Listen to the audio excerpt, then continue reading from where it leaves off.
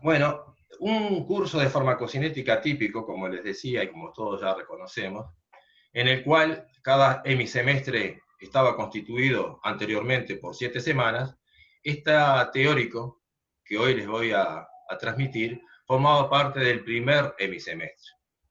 Y lo vamos a dar hoy como inicio del segundo hemisemestre, y es un teórico que contiene aquellos elementos que nos permiten a nosotros comprender de por qué los diferentes individuos sometidos al mismo fármaco en un tratamiento cualquiera, responde de diferente manera desde el punto de vista farmacocinético.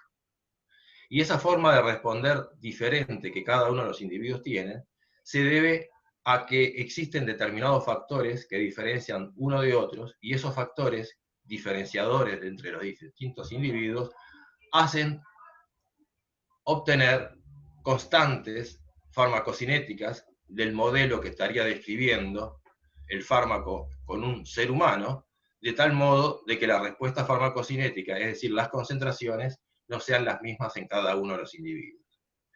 No solamente el teórico apuntaba a esta comprensión de las diferencias interindividual de la respuesta farmacocinética a un mismo fármaco, sino también comenzar ustedes a percibir, a comprender que un mismo individuo no es exactamente igual a lo largo de las diferentes horas del día, ni a lo largo de los diferentes días de su vida, y que esas diferencias que ocurren intraindividualmente también se deben a esos mismos factores que determinan el valor de las constantes cinéticas que forman parte del modelo multicompartimental que el fármaco establece con el individuo.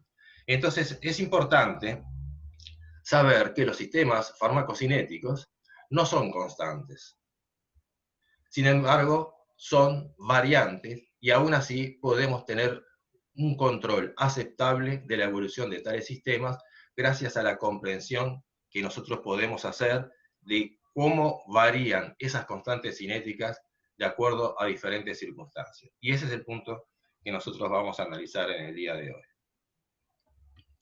Bueno, acá les vuelvo a mostrar el famoso LADME, que consiste en la conjunción cualitativa de los diferentes procesos que ocurren en un individuo luego de administrarse un medicamento, y como ustedes lo recuerdan, la primera fase es liberación, fase que puede existir o puede no estar presente, y no estará presente cuando la administración es intravascular de una solución de fármaco en el cual justamente el ingrediente activo ya está liberado y pasa a seguir las diferentes etapas. Etapas que incluso se obvia, como el de absorción, porque ya está incluido en el medio interno. Pero para un medicamento, por ejemplo, de administración extravascular, las fases de liberación, absorción, nos llevan a lo que todo fármaco administrado a un individuo va a seguir, que es la disposición. Disposición entendida como distribución, metabolización y excreción. Bueno, un concepto que siempre nos han inculcado, no digo que lo hayan inculcado de manera errónea, es que muchas veces nosotros tomamos la información y nos armamos una imagen de cómo serán los fenómenos reales, cuyas lógicas nos son transmitidas en las diferentes etapas de los estudios que estamos haciendo de nuestra carrera profesional.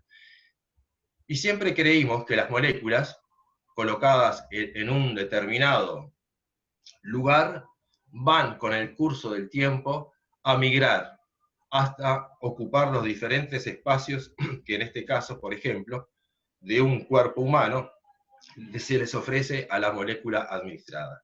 Y eso en realidad es muy poco práctico, al punto tal que podría una vida acabar a lo largo de los años y las moléculas administradas un determinado momento al inicio de su vida pudieran no haber alcanzado aún los diferentes espacios corporales de nuestro cuerpo. ¿Qué les quiero decir con esto? Que las moléculas no migran por sí solas.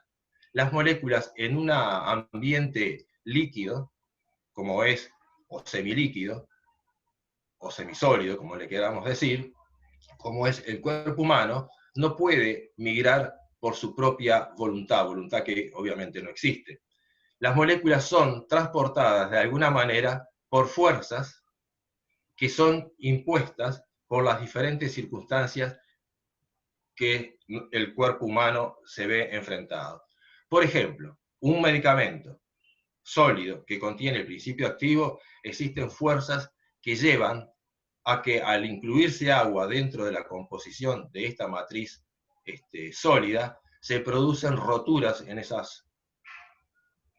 matriz hasta formar partículas, y esa partícula con el movimiento que el tracto digestivo le va ejerciendo, se van a estar chocando entre sí, disminuyendo el tamaño de esas partículas hasta transformarse en las partículas polvos, originalmente incluidas dentro de la formulación, y con el agitar y el agregado de los líquidos del tracto digestivo se van a ir disolviendo. Esas soluciones que se van a formar en el estómago en primera instancia pasarán al intestino también propulsadas por la fisiología gastrointestinal. Una vez llegado al intestino, seguirá su curso y esas soluciones de las moléculas, por lo tanto ya estamos hablando de que la liberación ocurrió, va a poder absorberse si esas moléculas son acercadas hacia la mucosa intestinal.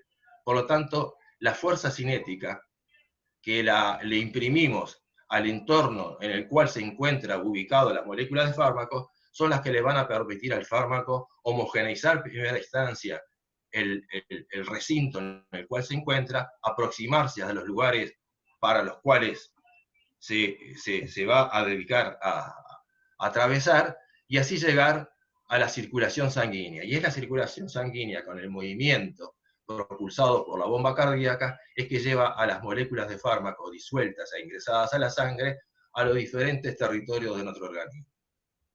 Pasados al espacio intersticial, los movimientos que ocurren a nivel capilar, los movimientos musculares en el andar y en la propia vida del individuo, hace de que esos líquidos se muevan y puedan volver al torrente circulatorio, puedan seguir la circulación linfática y desembocar nuevamente en el torrente circulatorio.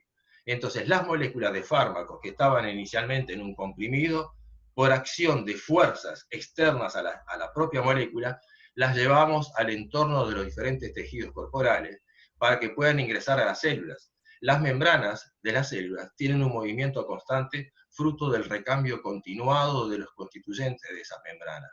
Los transportadores de membrana también ofrecen la posibilidad de transportar las moléculas de fármacos al interior celular y dentro de las células. Ustedes recordarán de los cursos de biología que existe una fuerte corriente de líquidos al interior de las células, lo cual hace que las moléculas de fármacos se acerquen a los diferentes receptores posibles sobre los cuales actuar.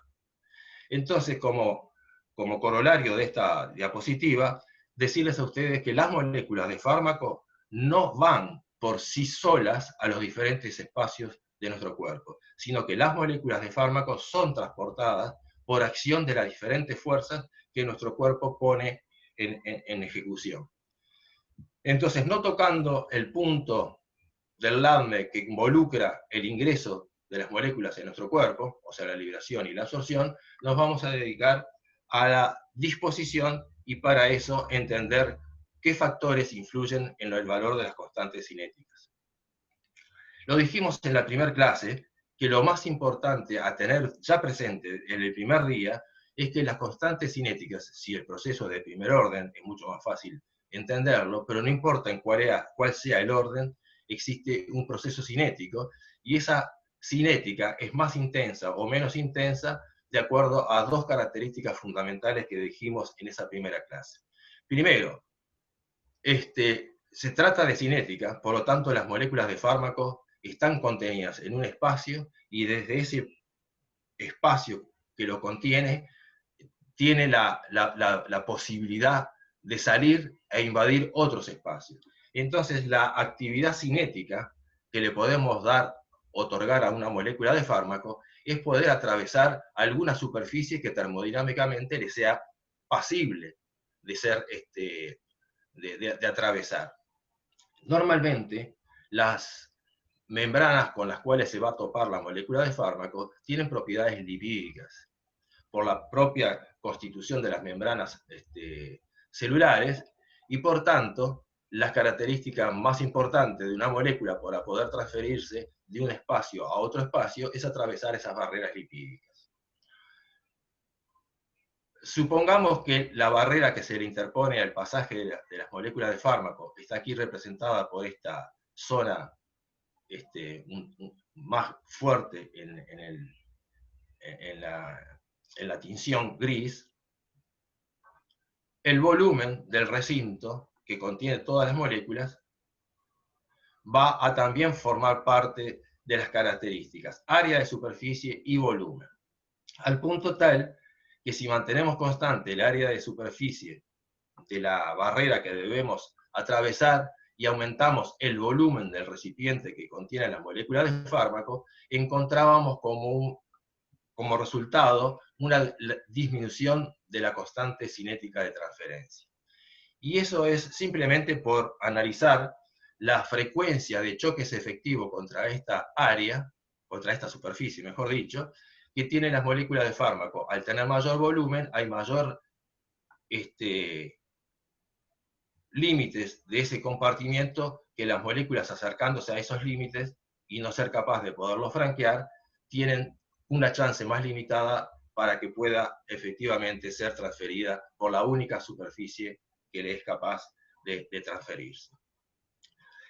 Por otro lado, si mantenemos constante el volumen del compartimiento, pero aumentamos el área de transferencia, la constante cinética se incrementa. Hemos nosotros agrupado estos conceptos en un artículo que acá aparece escrito al final de la diapositiva y que reúne como fórmula trascendental de la constante cinética, de primer orden en particular, porque fue la que estuvimos trabajando, depende de manera directa del área de superficie, de manera inversa del volumen del compartimiento, además multiplicado una serie de factores, y por otro factor que tiene el componente termodinámico que en este artículo se especifica. El potencial químico de las moléculas contenidas en un compartimiento, para llegar a un equilibrio con las moléculas en el otro compartimiento al cual se van a transferir, cumplirán que los potenciales químicos son iguales en un compartimiento respecto al otro compartimiento. Haciendo las deducciones que aquí la diapositiva les muestra, entendiendo qué significa cada uno de los elementos que están formando parte de esas ecuaciones, teniendo presente que en un equilibrio lo que se produce no solamente igualdad de potenciales químicos, sino que significa que la velocidad de pasaje desde el compartimiento 1 al compartimiento 2 es igual a la velocidad de pasaje desde el compartimiento 2 al compartimiento 1, o sea, al retorno. Y ahí es que se establece el equilibrio. Teniendo en cuenta estas dos igualdades, la termodinámica y la cinética, es que nosotros podemos llegar a que la constante cinética de transferencia es igual a un cúmulo de factores que se relacionan de manera multiplicativa, siendo uno de los factores el inverso del volumen, multiplicado por otro factor termodinámico que tiene en cuenta el potencial químico de referencia de la sustancia a la temperatura de absoluta, el cero absoluto. Bueno, ¿cuáles son los factores que intervienen en esta constante cinética? Es lo que aquí está especificado de una manera que nosotros vamos a ir desentrañando en las siguientes diapositivas. Entonces, aquí tienen nuevamente la ecuación. Habíamos analizado la posibilidad de transferirse de acuerdo a la capacidad que la molécula tenga en su característica lipofílica. Puede ser que la transferencia sea mediada por otras características que no sean simplemente la lipofílica, que sea por transportadores de membrana, que sea por otras distintas circunstancias. Todo vale lo mismo, porque en definitiva habrá tanta superficie de salida como superficies que tengan las características para las cuales la molécula tiene la capacidad de interaccionar y salir del recinto que está en el que están contenidos. Entonces, suponiendo que la droga no es ionizable, el factor F sub A, que es un factor de actividad, la fracción activa de moléculas que puede salir, porque si fuera ionizable y esta barrera solamente admite la transferencia de moléculas lipofílicas, una droga con carga tanto negativa como positiva no sería capaz de atravesar la superficie, y por lo tanto el factor de actividad o la fracción activa de moléculas va a estar involucrando no solamente a la molécula libre, sino también a la molécula no ionizada.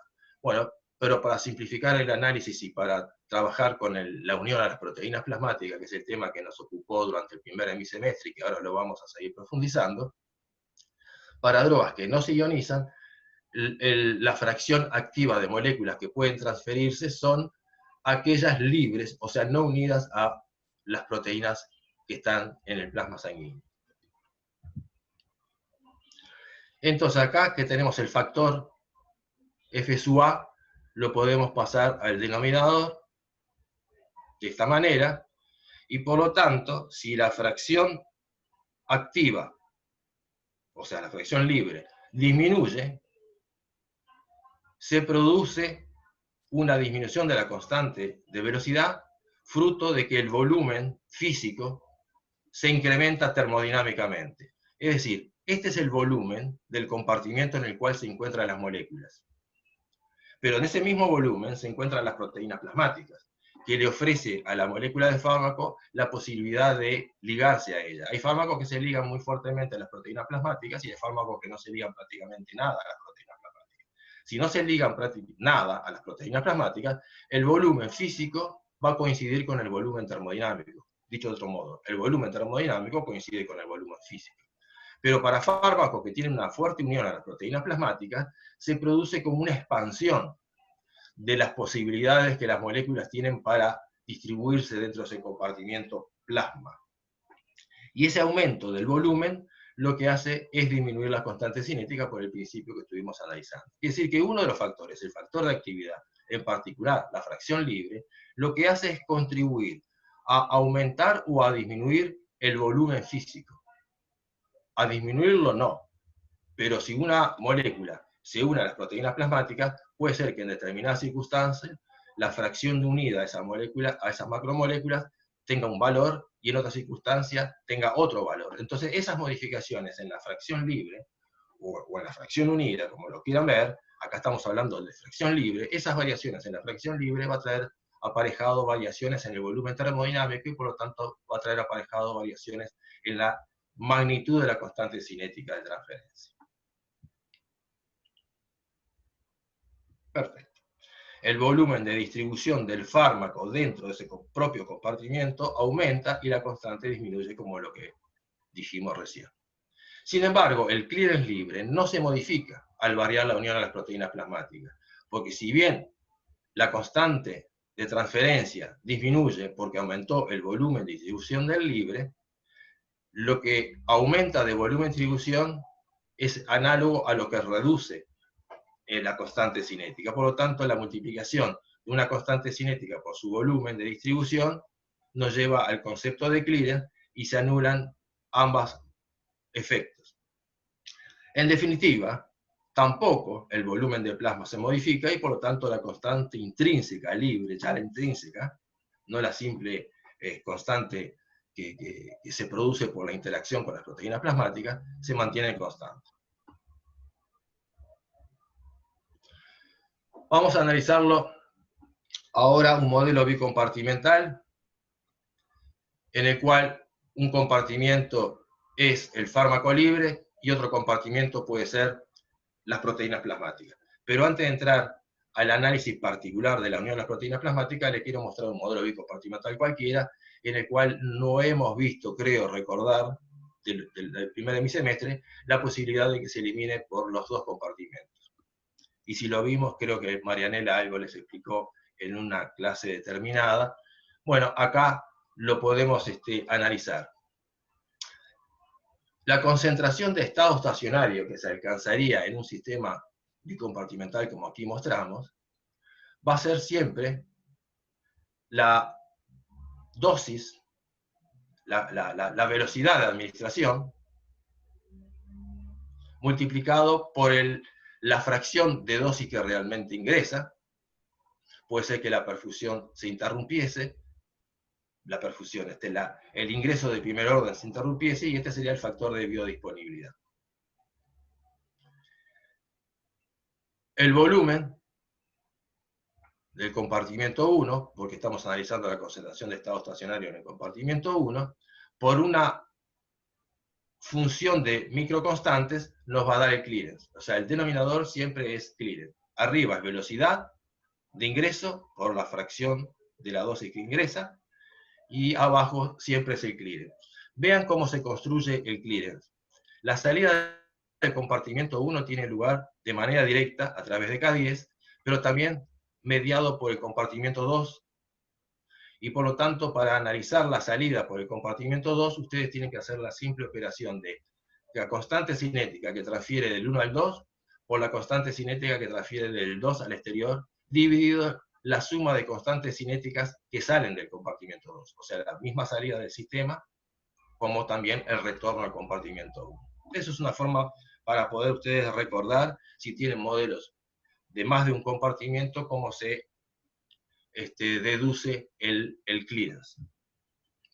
Para el compartimiento 2 tenemos lo mismo, la velocidad de ingreso al sistema, el factor de biodisponibilidad de ingreso al sistema, luego la biodisponibilidad al compartimiento 2, y la biodisponibilidad al compartimiento 2 es K12 dividido K12 más K10, esa es la fracción de la dosis que ingresó en el 1, que va luego a ingresar a 2, dividido el clearance desde el compartimiento 2. El clearance desde el compartimiento 2 es el volumen del compartimiento 2 por la salida directa, K20, y por la salida mediada por el compartimiento 1, que es K21 por K10, dividido la suma de las constantes de salida del compartimiento. Bueno, esta cosa que le quería transmitir es para que ustedes puedan deducir fácilmente cómo sería el clearance para sistemas multicompartimentales en los cuales las salidas tienen lugar de diferentes compartimentos. Pero la concentración de un sistema está en estado estacionario en muy escaso tiempo, luego de una administración extravascular, por ejemplo, o luego de dosis múltiples, o luego de perfusión intravenosa a velocidad constante. En la perfusión intravenosa a velocidad constante se llega al estado estacionario a tiempo infinito. Es decir, es un hipotético, pero alcanzable objetivo, que muchas veces en la práctica no se cumple totalmente. Lo que más ocurre en la vida terapéutica y farmacocinética es que los fármacos se encuentren en pseudoequilibrios, no en el equilibrio total, absoluto, llamado estado estacionario.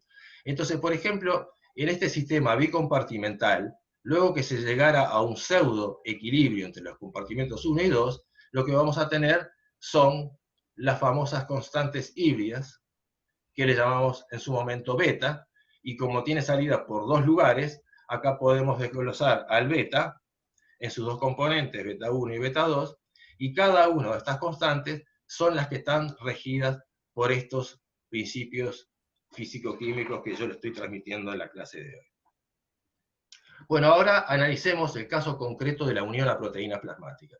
En el caso de la unión a proteínas plasmáticas, ahora sí, retengamos que este es el compartimiento de fármaco libre y este es el compartimiento de fármaco unido.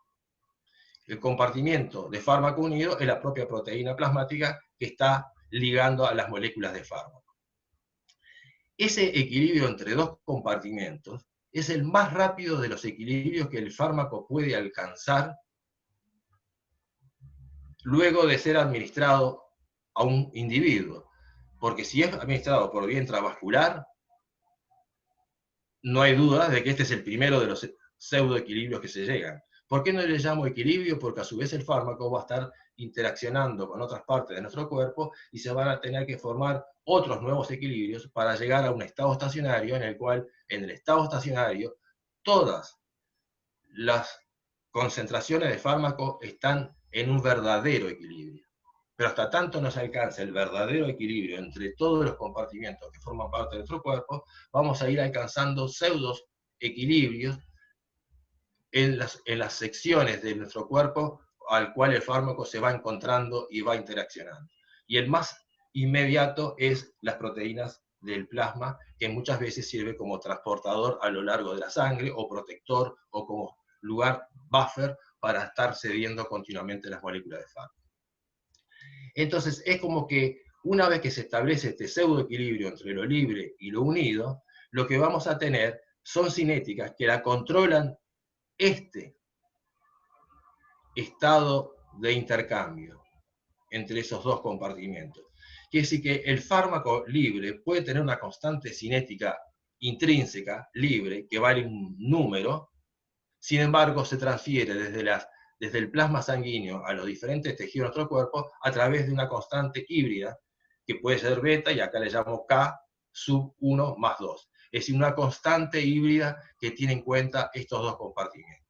Lo que antes escribí como beta es análogo, ahora es llamado K12, porque de esa forma me voy a ir introduciendo en las demás ecuaciones que van a seguir a esta diapositiva.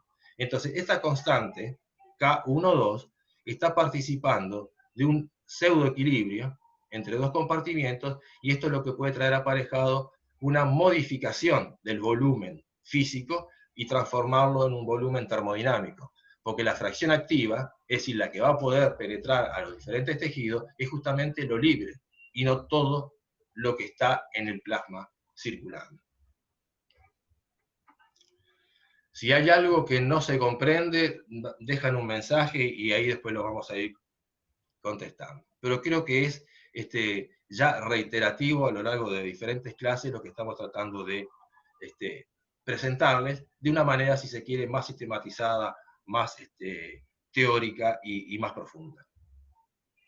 Bueno, ahora vamos a un sistema que podría ser un poco más complejo, en el cual tenemos el fármaco que se administró por vía extravascular, pasó por el tracto digestivo, y en un solo compartimiento imaginamos tracto gastrointestinal, las células del enterocito de la mucosa intestinal, las células hepáticas, y todo esto lo englobamos en un único compartimento, porque sabemos que en alguno de estos sectores que forman parte de este único compartimento puede, con alta probabilidad, ocurrir una eliminación.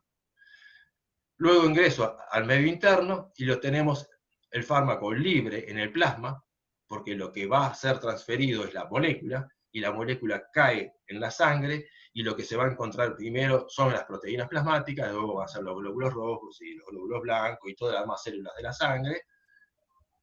Acá lo vamos a identificar solamente con las proteínas plasmáticas, la interacción, y fluyendo en el aparato cardiocirculatorio, va a volver la sangre sobre estos territorios, va a ir la sangre sobre otros territorios, como por ejemplo los riñones, y va a ir la sangre sobre el resto de los riñones, y está acá simbolizado como resto.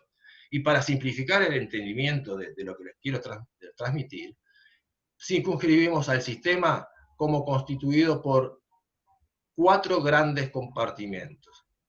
Este compartimento es plásmico, vamos a llamarle, el compartimento renal, el compartimento resto y el compartimento plasmático. Pero dentro del compartimento plasmático hay un subcompartimento que son las proteínas plasmáticas.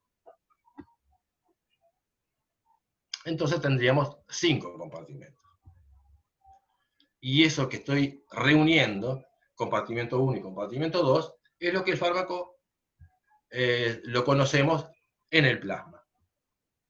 Entonces la concentración libre de estado estacionario media que se alcanza va a ser la velocidad a la cual lo administro por el factor de biodisponibilidad de un comprimido que pudiera interrumpir su absorción a un tiempo determinado, y por el otro factor de biodisponibilidad de eliminación presistémica, que en realidad es eliminación a secas. Lo que pasa es que le llamamos presistémica porque todavía no llegó a estar disponible el fármaco sistémicamente.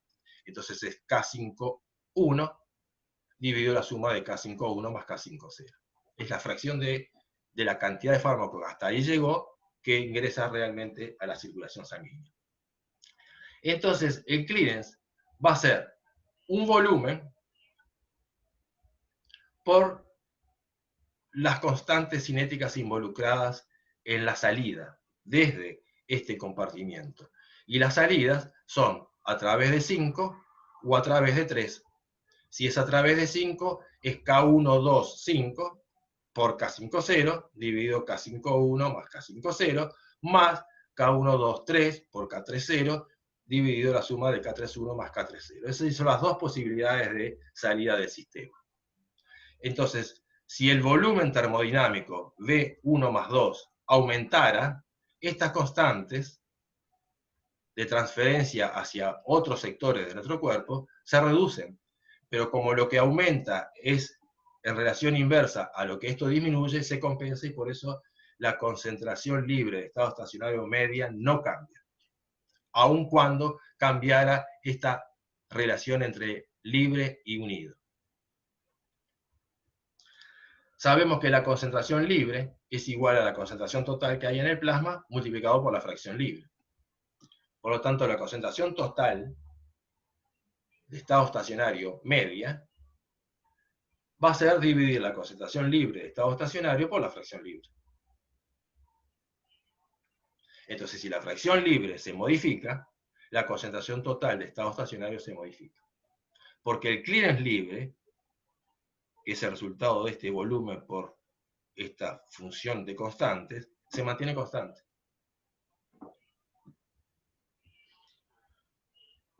Y acá, escrito de vuelta, la concentración total de estado estacionario media es dividido el volumen, porque en el plasma tiene un volumen físico. Y este volumen plasmático no es más ni menos que este volumen termodinámico por la fracción libre. Es decir, esta unión a las proteínas plasmáticas expande termodinámicamente la ubicación de la molécula, pero físicamente siempre está contenido en el volumen plasmático. Entonces, cuando consideramos lo libre, tenemos que tener presente esa expansión termodinámica del volumen. Pero cuando analizamos lo total, no necesitamos tener en cuenta esa expansión, porque el volumen es el del plasma, porque allí es donde encuentro a las moléculas ubicadas. Pero sí hay que tener presente que las constantes cinéticas responden a esta expansión termodinámica. Se complicó un poquito, pero lo entendieron, porque acá está la esencia de todo lo que vinimos trabajando, dicho de varias maneras, pero esta es la manera que les permitirá entender a ustedes de que una molécula de fármaco que se une a las proteínas plasmáticas en una determinada la magnitud de las constantes cinéticas que hacen la transferencia hacia afuera del aparato circulatorio. Entonces, si la unión a las proteínas plasmáticas aumentara, la fracción libre disminuye y estas constantes cinéticas disminuyen, pero disminuyen todas, la que va al territorio 3, al territorio 5 y al territorio 4. Entonces, los procesos cinéticos pueden ser más rápidos o menos rápidos de acuerdo a la fracción libre presente en ese momento. De acuerdo a la fracción libre que tenga un individuo, en diferencia de otro individuo, o de acuerdo a la fracción libre que tenga el propio individuo a lo largo de las horas, de un día o de su vida. Volvemos a escribir lo mismo, y aquí está otra vez escrito. Y ahora vamos a analizar qué sucede a la concentración de estado estacionario media en el resto de los tejidos. Y en el resto de los tejidos, acá estamos teniendo entonces un compartimiento desde el cual las moléculas de fármaco se eliminan, mediado por dos intermediarios para un lado y estos dos intermediarios para el otro lado. La forma de calcular el clearance va a ser el volumen del compartimento que estoy considerando, que es el volumen 4, por una función un poco más complicada. Para tenerlo presente es forma de deducirlo, ustedes lo van a mirar y lo van a a memorizar o lo van a tener escritos en la propia diapositiva, que es la constante de velocidad que va hacia el lugar que le sirve de conexión, 4,1. La constante que desde ese lugar de conexión va a uno de los lugares de salida, K1 más 2, 5, K5, 0, y después la que va hacia el lado derecho, que es K1, 2, 3, multiplicado por K3, 0. Y lo que va dividiendo es, empezando del último casillero, la suma de las constantes de salida de ese último casillero, K5, 0 más K5, 1, y después de este casillero, las salidas hacia acá, hacia la izquierda, hacia la derecha, y la vuelta al resto, que son las que están aquí enumeradas. Entonces, ante esa complejidad de fórmula, uno puede notar que se simplifica en el numerador y en el denominador una sumatoria que ya otorgaba dificultad en la visión de esa ecuación. Y nos queda K1 más 2 que va a 4, K1 más 2 que va a 5 y K1 más 2 que va a 3. Como dijimos que la unión de las proteínas plasmáticas va a afectar por igual a todas las salidas desde el aparato circulatorio hacia el resto de los tejidos y compartimentos, toda modificación en la unión de proteína plasmática va a traer igual modificación en esas constantes y por lo tanto lo que se aumenta aquí se aumenta acá en la misma proporción y se aumenta acá en la misma proporción. Si se disminuyera aquí, se disminuye acá en la misma proporción y aquí en la misma proporción. Quiere decir que esos efectos se compensarían y podríamos perfectamente escribir K1, 4, K1, 3 y K1, 5, donde corresponda ser escrito, y por lo tanto dejaríamos ya de pintarlo y podríamos asumir que desde el compartimiento resto del organismo no se involucra ninguna constante. Acá lo que hice fue sacar K41 como factor común porque estaba aquí metido aquí dentro. Entonces aquí lo que les muestro es la relación que existe entre el compartimento 4 con el compartimento 1 en ese famoso equilibrio que muy pocas veces en la vida farmacológica alcanzamos. Aunque estemos muy cerca, pero no lo logramos completamente. Pero sí se puede asumir que fue alcanzado. Bueno, entonces aquí verán ustedes que si hay modificación en la unión de la proteína plasmática, esa constante que relacionan esta interacción, que son K1, 2 y K2, 1, no aparece en la fórmula. Que sí que si se modifica la unión de la proteína plasmática, la concentración de estado estacionario medio en cualquier tejido es independiente de lo que sucedió en la unión de la proteína plasmática. Entonces podemos escribir la concentración libre como estas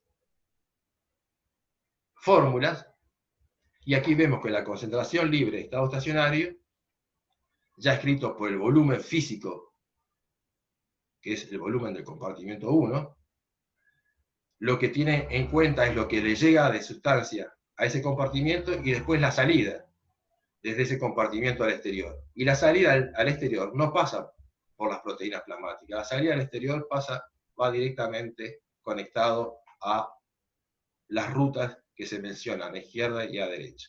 Por lo tanto, cualquier modificación en la unión de la proteína plasmática no juega en la ecuación de concentración libre de estado estacionario medio.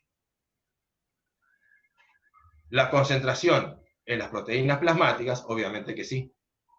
Está el K1,2 y está el K2,1. Y eso es lo que hablábamos en un ejercicio de la clase 6, en cuanto a la influencia de la unión de proteínas plasmáticas en las concentraciones dentro del sistema. Y veían ustedes que si se modifica la unión de proteínas plasmáticas, lo que se modifica es la cantidad unida, o la concentración unida, pero no la concentración libre. Bueno, esta es otra forma de ver aquello que habíamos visto de una manera más simple, más intuitiva, y ahora de una manera más jerárquica desde el punto de vista científico. Para analizar las concentraciones totales en plasma se puede hacer la cantidad que hay libre, la cantidad que hay unida, sumar las dos y dividirlo por el volumen plasmático, que va a caer sobre aquellas ecuaciones que ya estuvimos viendo anteriormente.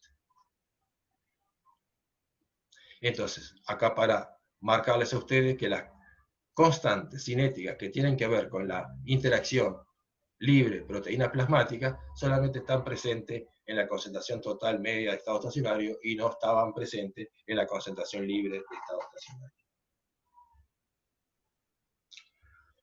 Bueno, ahora vamos a seguir porque de unión a proteína plasmática hablamos mucho en el primer de mi semestre y hablamos bastante en esta primera clase que les iba a llevar a ustedes a nuevos conceptos. Entonces imaginemos dos superficies de salida. Esta y que además hay otra superficie. Si hay otra superficie va a haber una constante cinética. Cuando nosotros dividíamos área de transferencia, dividió el volumen, lo que estábamos haciendo, área de transferencia dividido este volumen, lo que estábamos haciendo en definitiva es llegar a una magnitud área sobre volumen que es el inverso de la distancia que existe a la puerta de salida. Imagínense un compartimiento regular como el que está aquí, el área dividido este volumen, nos queda 1 sobre la distancia que separa a esta área, la parte más lejana del compartimiento. Entonces, de alguna forma, área sobre volumen nos está dando a nosotros cuán distante está la molécula a la puerta de salida. Si yo aumento este volumen al doble, la constante cinética de salida disminuye a la mitad.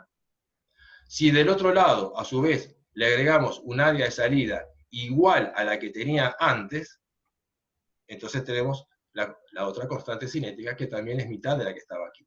Quiere decir que si yo aumenté al doble el volumen, pero aumenté también al doble el área de transferencia, tengo como constante de salida la misma, pero ahora dividida en dos sectores. La mitad para un lado y la mitad para el otro lado. Si estas salidas refieren no a salidas del sistema, sino a salidas de este compartimiento que está más grande, que tiene dos para las cuales puede ser atravesada, se relaciona con otros componentes del sistema plasmático a estos otros compartimentos, y después desde los compartimentos laterales el retorno a la circulación sanguínea. Porque todos ustedes recuerdan en la fisiología humana y en la anatomía y fisiología humana que todo el desenvolvimiento de la nutrición, de la oxigenación y de la acción y de la vida de un fármaco en el organismo siempre tiene que ver el aparato circulatorio. Es el nexo que comunica del exterior a la interna y de la interna al exterior. Entonces, así como teníamos que la constante de velocidad dependía del volumen termodinámico, por la fracción activa de fármaco, que es la que está capaz de atravesar esas barreras, esas membranas, ahora vamos a analizar este otro factor que se llama factor de transferencia efectiva. Y está pintado de verde porque de alguna manera ustedes verán que este factor no se relaciona con el volumen como el anterior, sino que se va a relacionar con el área. Y este factor, F sub E, refiere a la fracción del gasto cardíaco entregada a cada órgano, que es lo que nos vamos a circunscribir en lo que sigue. Entonces, no me acuerdo si esto lo expliqué en algún momento a ustedes, pero lo explico cada vez que puedo, porque es algo que no van a encontrar en la literatura manejada por muchos, sino diría más bien por muy pocos. Y es este experimento que hicimos una vez y que nos alertó de que hay algo que podría estar operando en nuestro cuerpo y que podría estar explicando algunas cosas que en esos momentos, cuando hicimos esto, no lo explicaba nadie, de una manera, diríamos, confiable para nuestro criterio crítico de la situación. Este es el artículo, y acá es el experimento. Acá teníamos una bomba, en el cual, una bomba peristáltica que comunicaba este reservorio a dos reservorios laterales, uno izquierdo y otro derecho, exactamente iguales, y poníamos una capa de diclorometano, esto es agua, lo que está pintado de celeste o grisáceo, según como lo vean ustedes, y esto es diclorometano. Y teníamos un fármaco, un soluto, que agregado en solución aquí, era un soluto coloreado, un colorante, y lo hacíamos pasar por estos dos ramales, pero a uno de los ramales le colocamos una llave al cual podíamos regular el caudal que iba hacia el lado derecho. Y después de haber funcionado cuánto tiempo, este sistema se alcanzó lo que veíamos como un equilibrio. Equilibrio en el tiempo infinito, pseudoequilibrio al tiempo operativo que estamos viendo, en el cual la concentración de soluto en toda el agua que formaba parte de este sistema era igual. Y sin embargo, las concentraciones de soluto en la capa orgánica que estaba al fondo de ambos recipientes era de diferente coloración y que medida espectrofotométricamente se pudo saber cuál era la absorbancia que tenían estas soluciones. Y si acá nosotros reducíamos el caudal a 1/3 de lo que iba al otro lado, veíamos que del lado izquierdo la concentración en el diclorometano era 3 veces mayor que la concentración en el diclorometano del lado derecho. Eso lo hicimos para reduciendo caudales a la mitad, y entonces acá la concentración pasa a ser el doble, y esto de la que estaba del lado derecho. Y si lo hacíamos en el número que ustedes quieran, lo hicimos 3 o 4 veces hasta que nos convencimos de que acá existe una relación entre las concentraciones en estos compartimientos externos a lo que sería el fluido comunicante, interrelacionante de estos dos sectores, y las concentraciones en esos otros compartimientos externos.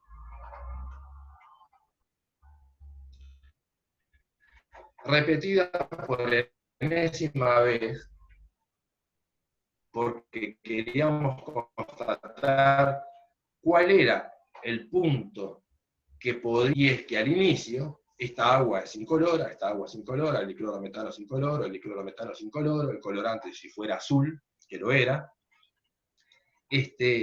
acá era coloreado intensamente azul, pasaba en los caudales hacia el lado izquierdo o hacia el lado derecho, ese caudal que pasaba por un lado y por el otro lado generaba líneas de conducción de fluidos a la interna de este otro gran fluido de agua también, que es el reservorio, que nos llevaba a interpretar como que había más líneas de conducción de las moléculas de fármacos a la interfase que separa el agua del diclorometano en el lado izquierdo que en el lado derecho. Y eso nos abrió la imaginación a que el área de transferencia desde el agua hacia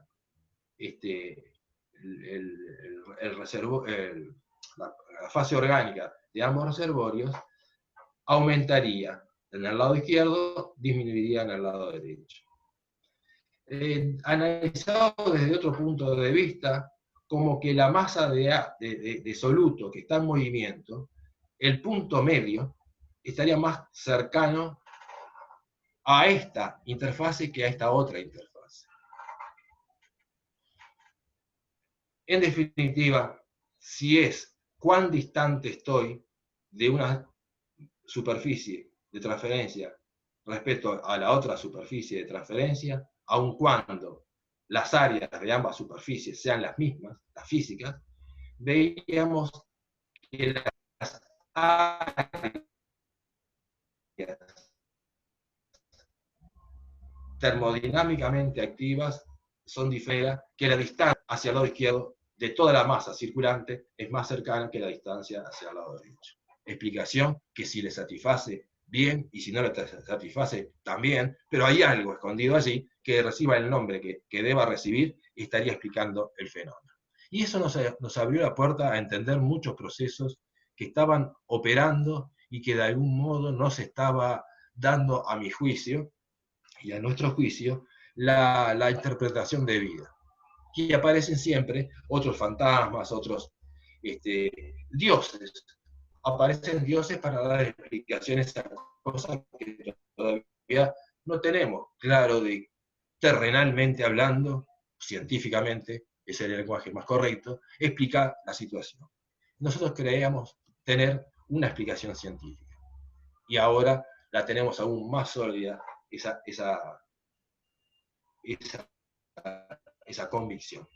Bueno, acá tenemos el aparato circulatorio entregando sangre a los diferentes. El porcentaje del gasto cardíaco, que pasó acá está la bomba esta, el porcentaje del gasto cardíaco es el 100% del gasto, tiene diferentes porcentajes a los diferentes órganos. Como ven ustedes, hacia la región, hacia los riñones, va el 20%.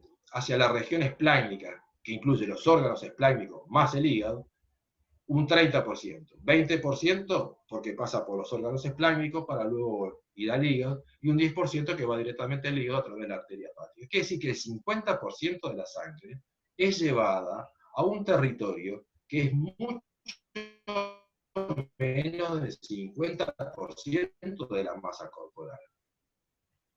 No solamente de la masa corporal en cuanto a la densidad de cada uno de los factores, sino en cuanto al tamaño. Los esqueléticos forman parte de una gran extensión. Después está el músculo cardíaco, que es muy chico, el sistema nervioso, que tiene un tamaño, ustedes podrán creer que es chico, pero no es chico, porque está el sistema nervioso, las neuronas, una serie de asuntos, y el resto del cuerpo, el aparato óseo, todo lo que ustedes quieran imaginar. Quiere decir que el 50% de la sangre va hacia estos órganos. Y casualmente, estos órganos son órganos de gran potencia eliminadora. Entonces, esta alta perfusión de los riñones, los órganos esplácnicos y el hígado hacen de que se alcancen pseudoequilibrios más rápidos con estos órganos que con los otros órganos. Ese alcanzar del pseudoequilibrio no solamente va por el gasto cardíaco, sino también por el tamaño de los otros órganos. Porque hay órganos tan importantes como el músculo cardíaco que se tiene que alcanzar un rápido pseudoequilibrio, porque se le permite al corazón seguir bombeando la sangre para que todos los demás órganos puedan dedicarse a su función. Bueno, pero esta distribución del gasto cardíaco en situación de reposo, un individuo en situación basal, no se mantiene a lo largo de las actividades diarias y a lo largo de nuestra vida. Por lo tanto, las constantes cinéticas que nosotros podamos estar determinando en una situación no tiene por qué valer lo mismo en otra situación. En otra palabra, los clients no tienen por qué valer lo mismo en una situación que en otra situación. Y así tampoco tiene por qué valer lo mismo la penetración del fármaco a territorios donde puede ser que se ubiquen nuestros receptores de acción, y por lo tanto los efectos farmacodinámicos de una dosis de fármaco puede no ser igual en una situación fisiológica determinada respecto a otra situación. Es decir, no es lo mismo la estimulación del sistema nervioso estando en reposo o estando en actividad, no es lo mismo la estimulación de los receptores a nivel cardíaco estando en reposo o estando en actividad, y así sucesivamente en los diferentes órganos blancos, o dianas, como le quieran llamar ustedes. Entonces, vamos a analizar cómo se produce el intercambio de moléculas a nivel de los diferentes tejidos. Y acá saben, bien ustedes, que para un órgano cualquiera, que está pintado de amarillo, lo podemos desglosar y vemos que las moléculas de fármacos vienen por la circulación arterial, disueltas en ese plasma sanguíneo, que puede estar libre o puede estar unido, y eso ya lo discutimos y no volvemos a hablar. Luego se ramifica las arterias, pasando a arterias más chicas, hasta llegar a arteriolas, y luego tenemos los capilares, y luego los capilares van a dar vénulas, y las vénulas se van a volcar a las venas y vuelve a la circulación general. Es a nivel de los capilares que se produce el gran intercambio entre la sangre y los distintos tejidos. El aflujo de sangre a un determinado tejido está controlado mecánicamente por músculos que rodean estas arteriolas, constriñéndolas o dilatándolas. Entonces va a ir más sangre o menos sangre. Pero esas contracciones de estos músculos responden a algo muy importante, y es a la actividad que se está llevando a cabo en ese tejido. Si hay mucha actividad, hay mucho consumo de oxígeno, mucha producción de anhídrido carbónico, y entonces en ese balance de oxígeno y anhídrido carbónico es que se producen múltiples señales que llevan a la orden de dilátese o contráigase a estos músculos que están rodeando las arteriolas. Si hay mucha actividad en ese tejido, hay un gran consumo de oxígeno, se necesita más oxígeno, se necesitan más nutrientes que forman parte comburente y combustibles para trabajar en la maquinaria tisular, y por lo tanto se vasodilata y va más flujo sanguíneo a ese órgano. Quiere decir que la irrigación de los diferentes tejidos u órganos, hablo indistintamente tejido y órgano, pero no es lo mismo. En un órgano pueden haber más de un tejido, ustedes lo saben perfectamente. En definitiva, hay un tejido determinado que va a trabajar más intensamente, requiere más oxígeno, hay que también sacar el anhídrido carbónico que se produce, y por lo tanto va a ir más a flujo de sangre. En una situación basal en la cual no hay una gran actividad de ese tejido, lo que hay es una entrada de sangre, la que le corresponde por la propia naturaleza que llevó a constituir al ser humano desde los inicios de la evolución hasta estos momentos, ha sobrevivido, y si no es por este pestoso virus que nos viene atacando hoy en día, tenemos un destino promisorio, porque además estamos pensando el futuro, nos vamos a ir encartando cosas, y es la evolución de las especies que lleva a esta especie en particular a proyectarse hacia un futuro muy promisorio. Siempre y cuando no se produzca un desastre que haga que se corte este paso evolutivo y volvamos a empezar de vuelta hasta crear una nueva especie que le llamamos humana o como fuera, ¿no? Pero lo cierto es que esta es el flujo sanguíneo que le llega a un determinado tejido en situación basal cuando la actividad de ese tejido es basal, así le llamamos. Y la sangre va.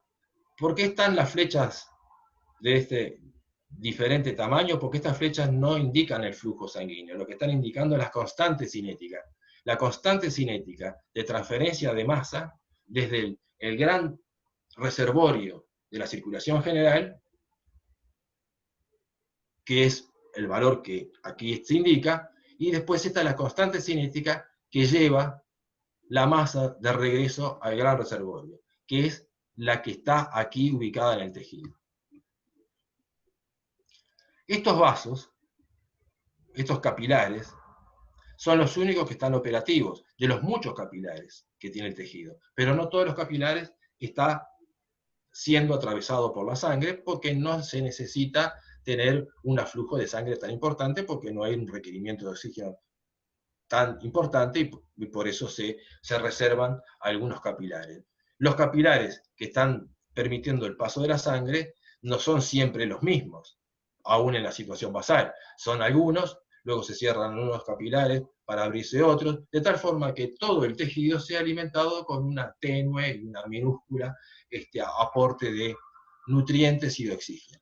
Quiere decir que los oxígenos, el oxígeno mejor dicho, y los nutrientes son los que permitieron la evolución de la especie. Y es lo que los tejidos quieren, y es lo que determina la actividad del tejido. Los fármacos ni estaban presentes, los fármacos son xenobióticos que no forman parte de las necesidades evolutivas de los individuos desde siempre. Hoy en día cada vez los necesitamos más, y que quizás evolucionemos a una forma de ser fármaco dependiente. Bueno, las adicciones y en todo caso ese tipo de situaciones están haciendo de que los flujos sanguíneos quizás estén muy ligados a esa necesidad que se tiene por una determinada molécula. Pero eso lo dejemos aparte, porque no estamos hablando acá de toxicología, ni toxicomanía, ni nada por el estilo, ni farmacodependencia, solamente estamos hablando de farmacocinética. Y lo que los tejidos regulan es oxígenos y nutrientes. Entonces, de los capilares que veíamos, los que están operativos, si los juntamos todos, tenemos un volumen determinado y un área de superficie.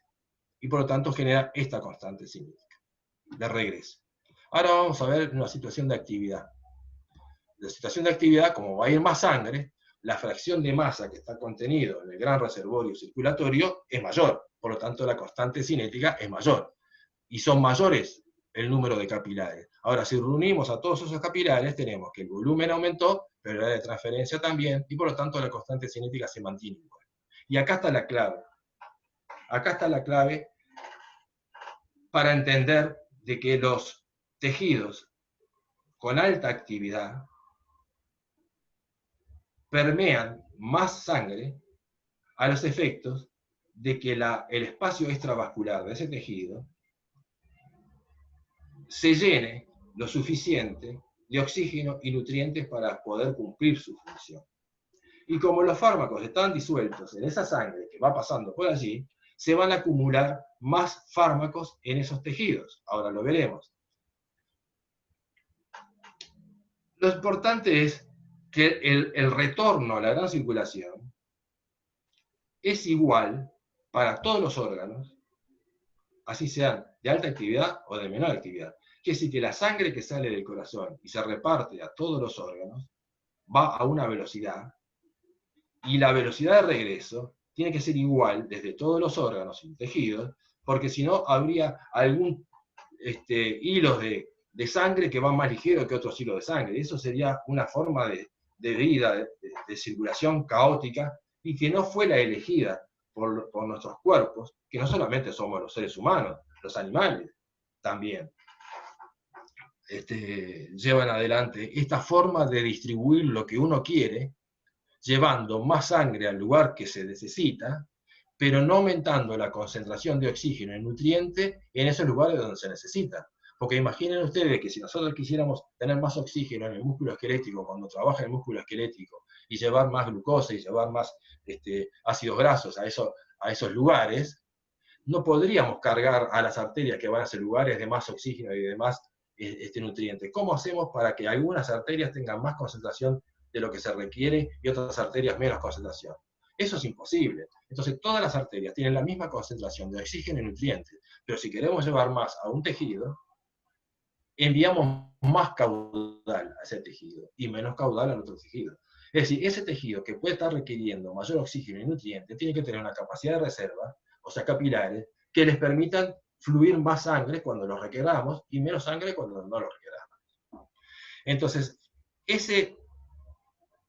perdón, que voy para atrás, ese aumento de la constante cinética de llegada al tejido aumenta porque se aumentó el área de transferencia, pero no se modificó el volumen arterial. Mientras que la otra constante de transferencia se mantuvo igual porque aumentó el área de transferencia, pero también aumentó el volumen y en la misma proporción. Situación basal, la vemos acá, un tejido en el cual tenemos todos los capilares, pero algunos son los operativos. Por ejemplo, dos en este momento, y dentro de un momento después van a ser estos otros dos y esto se cierra. Es decir, todo el tejido va a estar irrigado por un caudal modesto, el necesario para la función basal.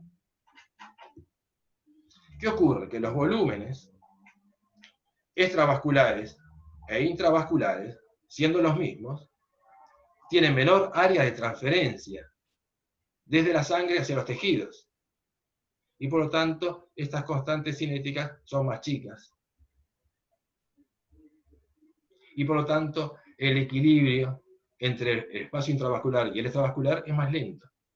No se requiere que haga un equilibrio muy rápido, porque no hay tanto consumo del oxígeno y de los nutrientes.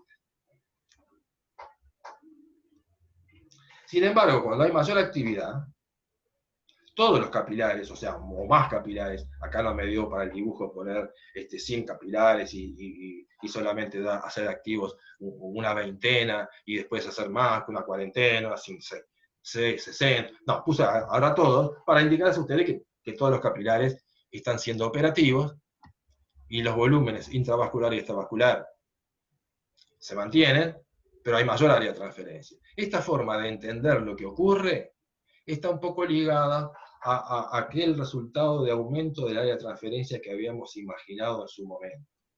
Son todas hipótesis, de lo que está operando. Lo que no puede haber duda es que si un tejido requiere más oxígeno y más nutrientes, ¿cómo hace para llevarle ese más oxígeno y más nutrientes? No puede alterar la concentración de esos solutos en esa sangre arterial, sino que lo que hace es demandar mayor caudal de sangre arterial a esos lugares.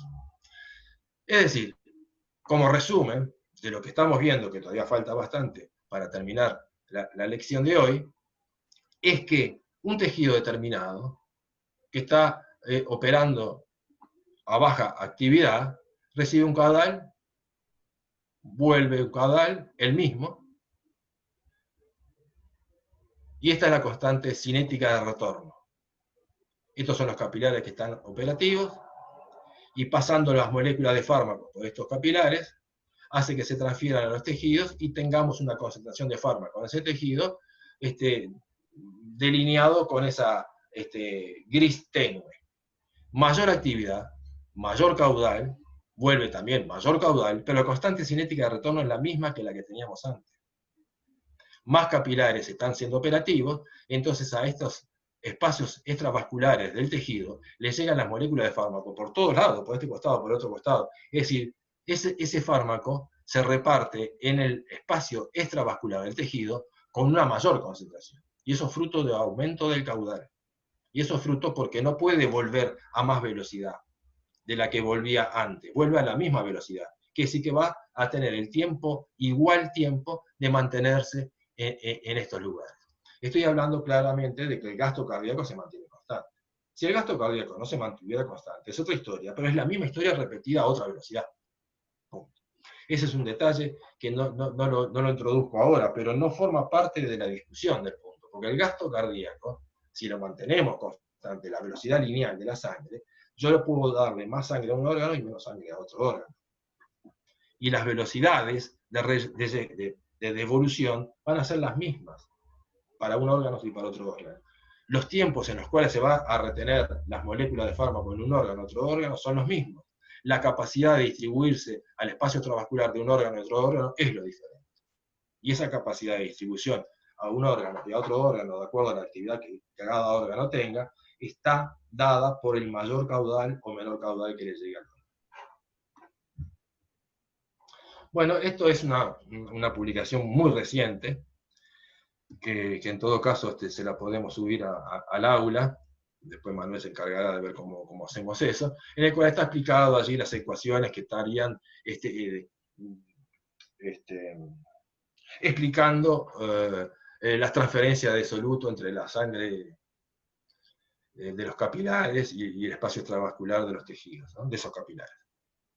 Aquí está, no lo vamos a tener, mírenlo en el artículo y está. Acá. Esto es un poco lo que le venía diciendo, que el input, el output es el cardiac output es el gasto cardíaco, ¿no? Y el volumen arterial, la salida de las arterias es igual que la llegada a las arterias. Es por eso que se establece ese equilibrio. Yo largo a una velocidad determinada y me tiene que venir la sangre a la misma velocidad. Si viene la sangre a más velocidad de la que yo largo, el corazón estalla, ¿no? Es imposible.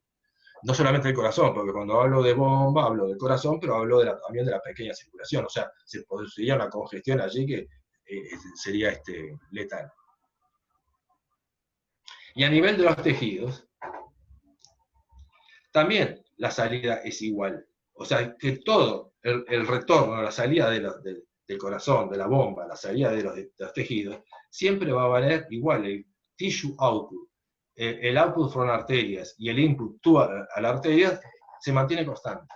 No importa si estamos en situación basal o estamos en situación de alta actividad. Lo que cambia es el input a los tejidos, que es la presión de gasto cardíaco que ahora está yendo, y el output del tejido que siempre se mantiene igual, sea basal o sea el actual, pero el volumen circulante va a ser mayor.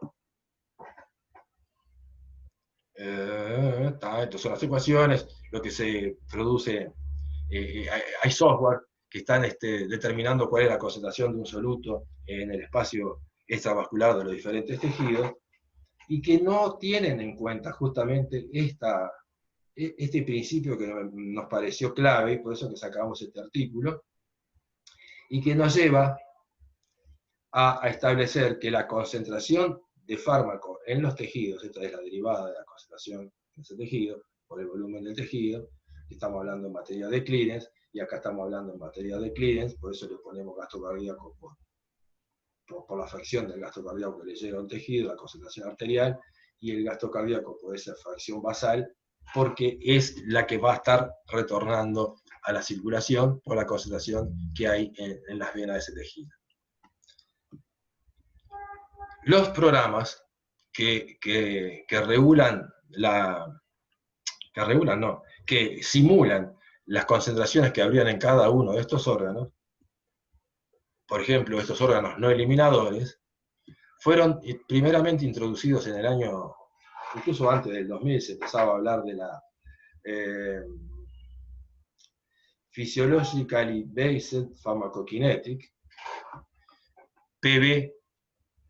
PK, el algoritmo de estimación de las concentraciones de fármaco en todo el organismo, no solamente en las arterias, sino en las venas, y en las venas de cada órgano, sino además, lo más importante, en farmacología y en terapéutica, es la concentración en cada uno de los órganos, en cada uno de los tejidos, mejor dicho. Entonces manejaba como que el flujo sanguíneo de ingreso es igual al flujo sanguíneo de egreso, pero no es un tema de flujo sanguíneo, es un tema de constante cinética de transportar masa desde el reservorio central arterial a los diferentes tejidos, y de los diferentes tejidos vuelta al reservorio central, que pasa a ser primero venoso para después ser arterial. Entonces nosotros hicimos un trabajo, una prueba, allí con el grupo, de un reporte sobre ciprofloxacina, que es un antibiótico, y hicimos la simulación de acuerdo a este algoritmo, el que ya viene determinado en el software correspondiente, y estimamos las concentraciones de ciprofloxacina en el tejido, cualquiera, y vimos cuáles eran las concentraciones. Modificábamos el caudal sanguíneo que le iba a esos tejidos, manteniendo este algoritmo, y veíamos que las concentraciones en ese tejido no se modificaban. Sí, la velocidad a la cual se llegaba al mismo punto que inicialmente se llegaba. Sin embargo, si corregimos en el algoritmo uno que se había distribuido en forma totalmente libre, pudimos meternos en el programa, hacerlo, y llegamos a introducir esta ecuación, y ahí nos permitió simular algo que algunos investigadores estaban viendo. Bueno, esta es la fórmula que deberíamos introducir corrigiendo esta en los tejidos que no son eliminadores, y en estos tejidos que son eliminadores habría que hacer esta modificación. Cuando hablo de fracción de gasto cardíaco basal, es fracción de gasto cardíaco de referencia, es decir, yo quiero comparar la concentración de fármaco en una situación con respecto a la concentración de fármaco en ese tejido en otra situación. Entonces, en una situación yo conozco cuál es la fracción de gasto cardíaco que le llega, y la que se conoce y la que se tiene perfecta determinación a nivel de la literatura científica son las fracciones de gasto cardíaco basal, que fue la que les mostré en algún momento de estas diapositivas, cuál es la distribución que a cada órgano le llega del gasto cardíaco. Esa se conoce muy bien. Lo que no se conoce tan bien es la fracción de gasto cardíaco que le va en este momento, o en este otro momento, en este grado de actividad física, en este otro grado de actividad física, en un grado mayor de actividad física, y no se conoce muy bien en un grado de determinada patología, en otro grado de esa patología. Es decir, no se conoce la fracción del gasto cardíaco que le va a cada uno de los tejidos en cualquier situación de nuestra vida diaria, tanto en sanidad como en enfermedad. Sí, lo que se conoce muy bien es la fracción de gasto cardíaco basal. Entonces, todos estos cálculos, lo que estamos haciendo es trabajando en base a la fracción de referencia basal y comparándola con las otras situaciones. Y otras situaciones que no sabemos cuánto valen. Y ahí es que nosotros proponemos alguna fracción de gasto determinado y vemos si la comparamos con la basal. Entonces, para tener mayor aquilatamiento de lo que estamos manejando, fuimos a un artículo ya del año 2001, en el cual se usa ciprofloxacina para trabajar sobre pacientes que tienen infección en los miembros inferiores. La infección en los miembros inferiores, en pacientes que tienen determinada patología isquémica de las arterias que irrigan esos miembros, en algunas partes, en los tejidos que están infectados, se produce cierta isquemia en ese tejido y puede llegar a un grado de gravedad tal que si no se trata con los antibióticos se puede hasta perder la pierna o esa parte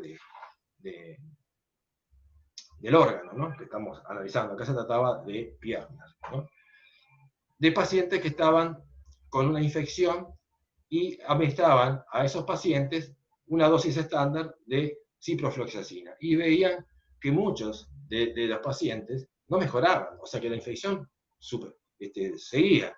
Y sin embargo, las concentraciones plasmáticas de ciprofloxacina eran suficientemente superiores a la concentración mínima inhibitoria del antibiótico. Entonces allí no se entendía de por qué no estaba funcionando. Lo que se hizo, y se supuso en aquel tiempo por estos investigadores, que quizás no le estaba llegando la suficiente sangre. Y aquí ya nos abre la perspectiva de que hay en la mente de algunos clínicos la conciencia de que si va más sangre, tiene más posibilidades de poder penetrar al espacio tisular con las moléculas que yo estoy administrando, fármacos. Y eso es lógico, por lo que estuvimos analizando recientemente en la clase de hoy. Entonces lo que se hizo fue una medición de la ciprofloxacina en la parte sana de la pierna y en la parte que estaba infectada de la pierna, que tenía ya notoria, ¿cómo se le llama acá?, isquemia, ¿no? Y vieron que en la parte del tejido isquémico, la concentración de ciprofloxacina valía 7,1 miligramos hora litro, o sea, el área debajo de la curva, ¿no? Mientras que el área debajo de la curva, de 0 a 5 horas, en el tejido sano del mismo individuo, o sea, en la pierna de ese individuo hay una parte que está con oclusión, con cierta fenómeno isquémico, y otra parte que está sana y tiene un flujo sanguíneo no impedido. Y veían que la concentración, medida a través del área bajo la curva de 0 a 5 horas, varía 11,3 miligramos, lo que está aquí, ¿no? Y que había diferencias significativas entre una concentración y la otra concentración. Entonces lo que impusieron en su práctica clínica es generar una angioplastia en ese tejido isquémico, para saber si corrigiendo el flujo sanguíneo en ese tejido isquémico se mejoraba las concentraciones, o a ver qué pasaba. Entonces cuando se hizo la angioplastia y se dio la misma dosis de ciprofloxacina, esos mismos individuos vieron que las concentraciones, tanto en el tejido que antes era isquémico, ahora sometido a angioplastia, y era normal, se modificaron y fueron prácticamente las mismas concentraciones, no había diferencias significativas entre ambos tejidos. Quiere decir que acá ocurrió un hecho curioso para los investigadores, que las concentraciones de ciprofloxacina en el espacio extravascular de un órgano se corregía y se igualaba si los distintos tejidos de ese órgano, de esa pierna, tenían un pasaje normal de sangre. Si fueran las dos partes sanas, íbamos a tener las mismas concentraciones. Como una de las partes no está sana, pero la estoy sanificando en cuanto al volumen sanguíneo por la angioplastia, las logré acercar suficientemente. Entonces, estos datos nos llevaron a que, usando un programa que otros investigadores hicieron para ciprofloxacina, que yo les estaba contando, nos metimos en el software, lo armamos y hicimos la corrección que yo les conté,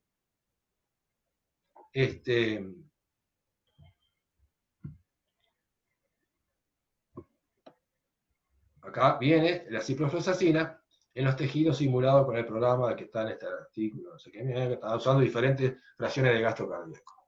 Entonces, en los sujetos en estado de reposo, en los pacientes en el tejido sano y en los pacientes en el tejido isquémico.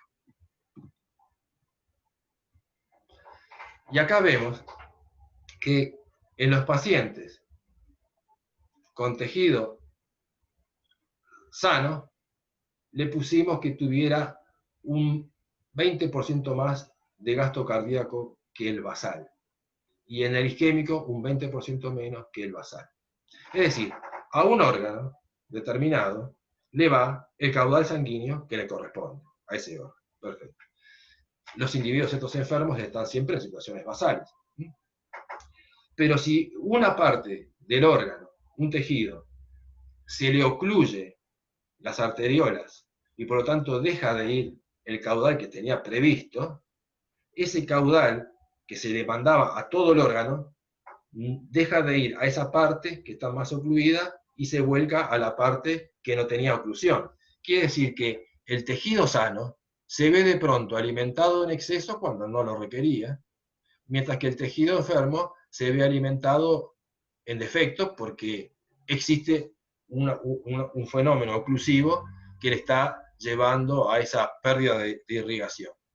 Sin embargo, cuando se trabajaba en los individuos sanos, o sea, se usó el gasto cardíaco basal, como si todo estuviera sano, en esas dos partes del tejido, y acá obtenemos que las concentraciones en esas dos partes del tejido eran exactamente las mismas.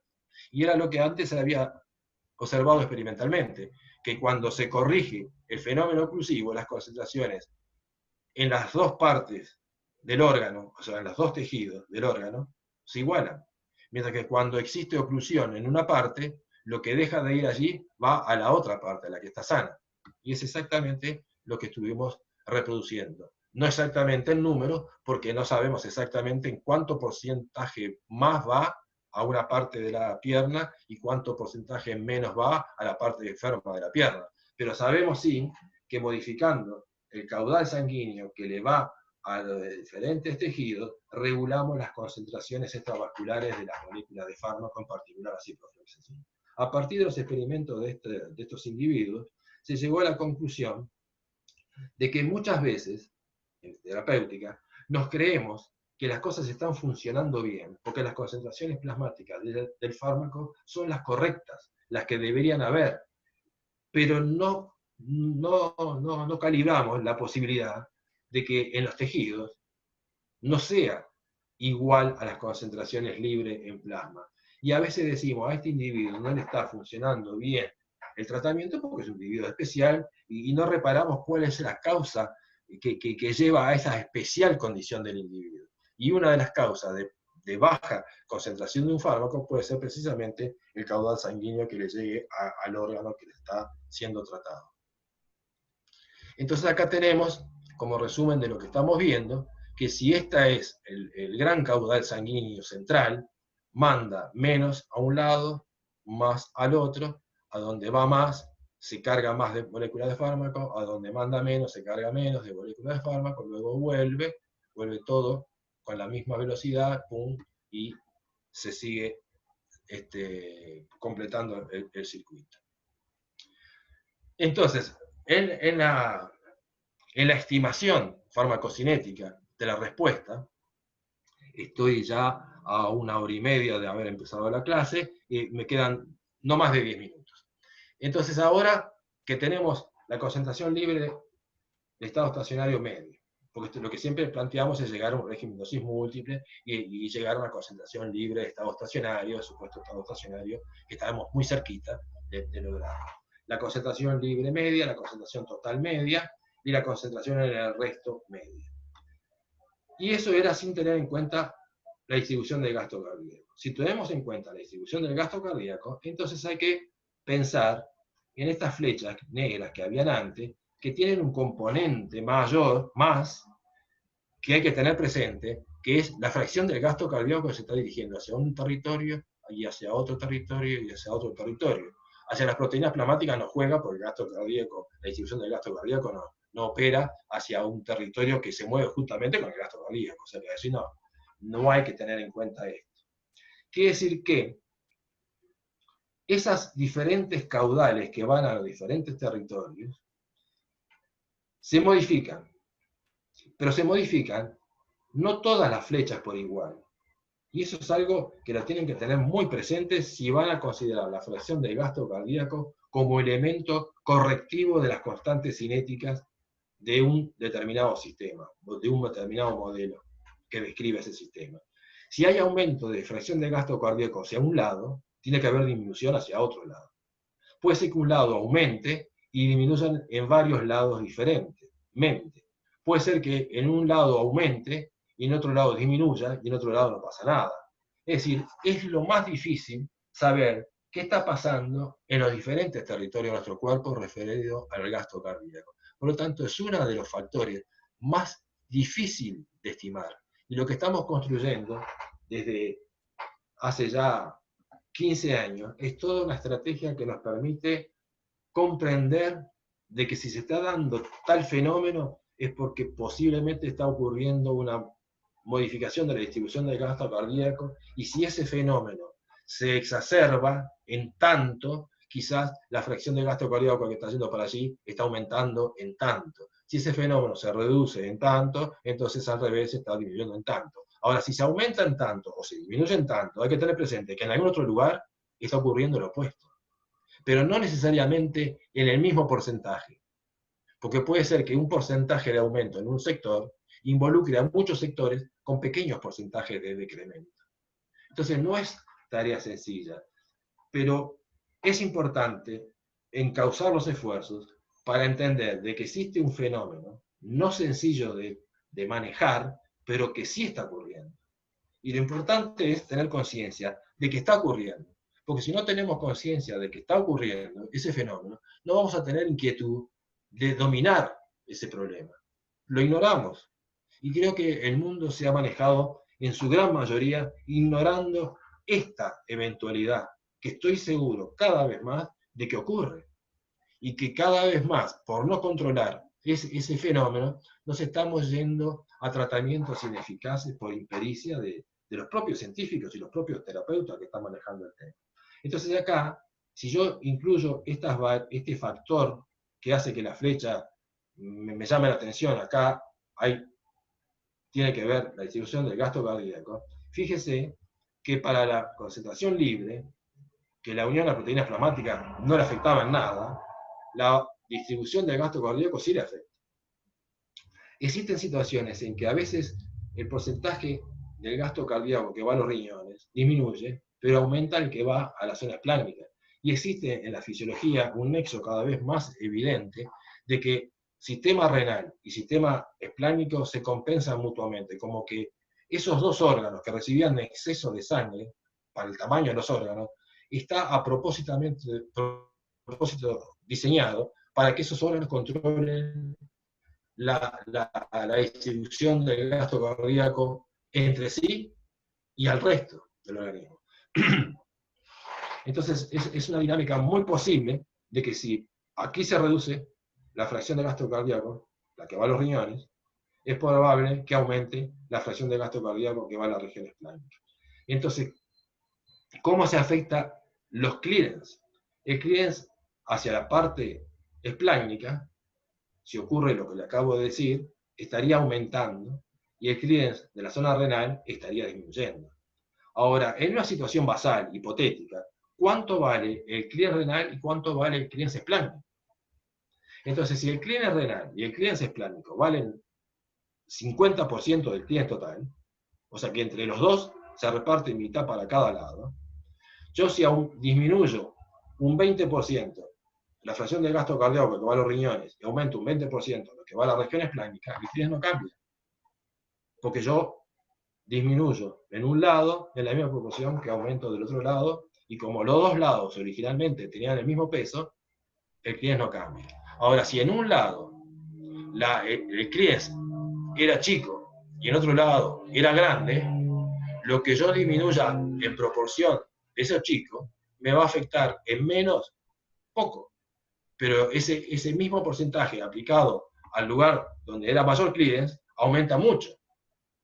En proporción no, aumenta la misma proporción, pero el clearance total, cuando yo hago la suma, es mayor que lo que había antes. Y viceversa, si el clearance es mayor en la renal renal que a nivel esplánico, yo hago la modificación.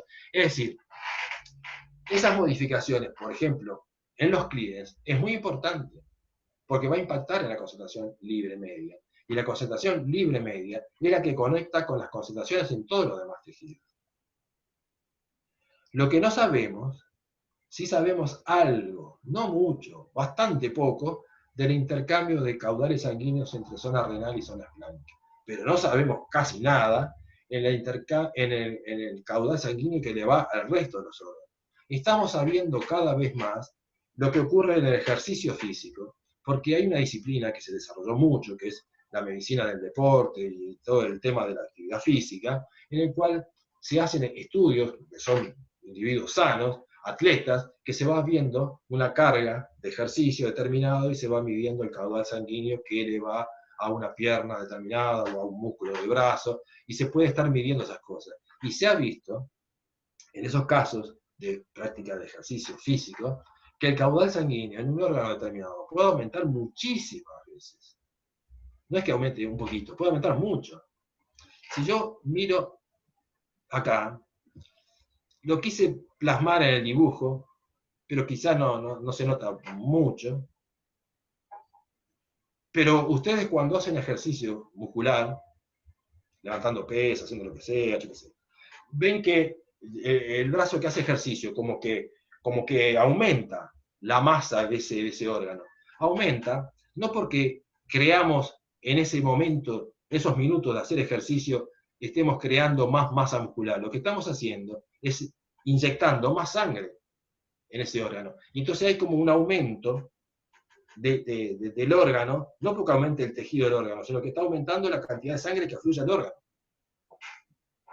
Bueno, a nivel del deporte, se ha podido, como les decía, ir sabiendo cada vez más cómo varía el caudal sanguíneo que le va a un músculo. Pero no sabemos con tanta exactitud, aunque cada vez se crean técnicas diferentes de mejoramiento de la precisión del dato, de que si va más sangre al músculo esquelético al que está trabajando, le va a ir menos sangre a otro músculo que no trabaja, pero si trabajan todos, le va a ir menos sangre a un órgano que no necesita. Lo que más se sabe es que los órganos que le van a empezar a ir menos sangre es a la región esplánica, a la región renal, porque va a ir más sangre a los músculos, va a ir más sangre a la piel, porque se va a generar aumento de temperatura y tenemos que evaporar agua. Es decir, hay una redistribución del gasto cardíaco enorme. Un enfermo no va a ser un deporte, pero un enfermo en situaciones de modificaciones del gasto cardíaco, que sin llegar a los extremos de un atleta, son importantes a la hora de modificar la concentración de fármaco. Si en un atleta puede cambiar la concentración de fármaco en el músculo esquelético por 10 veces, en un paciente que está en reposo y que tiene una afección que modifica la distribución del gasto cardíaco, puede aumentar al doble, puede aumentar un 50%. Es decir, aumentar en esas escalas menores, y no la del atleta, implican de que los rangos terapéuticos que son estrechos pueden hacernos cambiar la concentración tisular a valores un poco por debajo o un poco por encima de las ventanas terapéuticas, un poco o bastante más que poco. Es decir, hay hechos relatados en la literatura científica que nos permiten a nosotros comprender de que ha movido la concentración de fármaco en los sitios de acción, quizás en mucho más de lo que se imagina, al punto tal que hay fármacos que en determinados momentos del día, no necesariamente causados por la enfermedad, las concentraciones de fármacos dejan de ser efectivas. Y en otros momentos del día, no solamente que pasan a ser efectivas, sino que incluso podrían llegar a ser tóxicas. Es decir, de acuerdo a las horas del día podemos tener diferentes concentraciones de fármacos. Pero este tema de la cronofarmacología lo van a tener ustedes dado, no sé, me acuerdo si en la clase que viene o no sé en qué clase, porque ahora ya perdí un poco el hilo epidemiológico de la asignatura, por decirlo de alguna manera actualizada, pero que les abre las perspectivas para poder hacer un curso que se llama cronofarmacia. Y así, a lo largo de este segundo semestre, van a ver incursiones en temas que después se despliegan en grande en distintas asignaturas optativas del plan. Bueno, como les decía, se pueden estar modificando estas constantes, y por lo tanto las concentraciones de estado estacionario, o sea, las medias después de un tratamiento crónico, en algunos órganos, pueden no ser las que imaginamos o las que vemos midiendo incluso la concentración libre. Si antes decíamos que midiendo la concentración libre teníamos clara idea de lo que pasa fuera del espacio intravascular, o sea, del espacio intravascular, ahora no es tan cierto. Si hay modificaciones de la distribución del gasto cardíaco, medir la concentración libre ya no nos pone tan cerca de lo que sería en el tejido de acción. O sea, que este segundo semestre le rompe un poco los esquemas, pero no es romper los esquemas a batir en el ánimo de comprender más, sino que justamente es el entender de que estamos saliendo de la zona de confort farmacocinético, en el cual entendimos la asignatura, algunos, por lo menos los que aprobaron el curso se supone que la entendieron, pero no se la crean mucho, porque pueden sucumbir en el segundo parcial. Pero más que nada, pueden sucumbir en la forma de resolver los problemas terapéuticos. Y eso es lo más grave. La profesión farmacéutica tiene un gran aporte para hacer en este terreno. Y bueno, como para ya ir terminando, si yo tengo que se eliminan de acá, de este sector izquierdo y este sector derecho, ¿cómo serán los clearance que midiendo en plasma del fármaco? Entonces los clearance del sector derecho o del sector izquierdo, clearance plasmático, porque uno nunca mide el clearance adentro del tejido, uno mide el clearance desde el plasma. Y entonces el clearance plasmático es la velocidad de salida por estas puertas, dividido, y ahí está el gran tema de usar clearance, dividido la concentración en el lugar donde estoy midiendo, que es el plasma. Entonces, la velocidad de salida es la constante cinética esta de salida, multiplicada por la cantidad que hay en el órgano desde el cual sale, o del tejido del cual sale, mejor dicho. Entonces, para responder a esta pregunta, si se modifican los caudales sanguíneos y se llega a esta diferencia de caudal, en el cual hay más concentración de fármaco en el órgano que está a la derecha, el clearance plasmático aumenta. El clearance plasmático, por ejemplo, renal, si este fuera los riñones y si este fuera la zona plásmica, porque aumenta la concentración de fármaco a nivel renal. Y viceversa si las cosas fueran en el sentido opuesto. Entonces ahora termino porque no porque nos guste,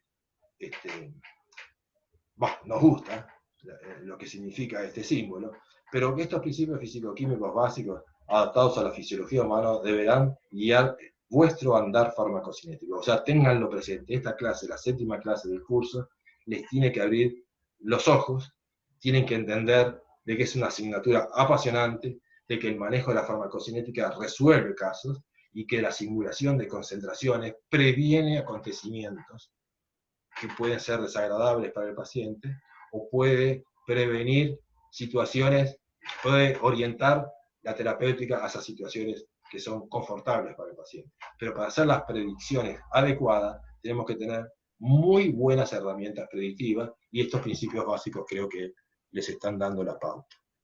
Bueno, no miré si me pusieron alguna cosa del chat, si esto se siguió conectado, si se fueron de la clase, pero a ver, estamos compartiendo, deja de compartir pantalla. No hubo dudas y sí, se escuchó todo bien. Perfecto. Ya. ¿Hay nada de chat? Acá se ve que se comprendió todo. Hoy los alumnos se fueron, porque como no ponen ahí el video, yo no sé si se durmieron todos, si se desaparecieron. A ver, necesito alguna devolución así. Pone el video y me dice, profesor, no entendí tal cosa, profesor, entendí. Por lo menos para saber que fui escuchado.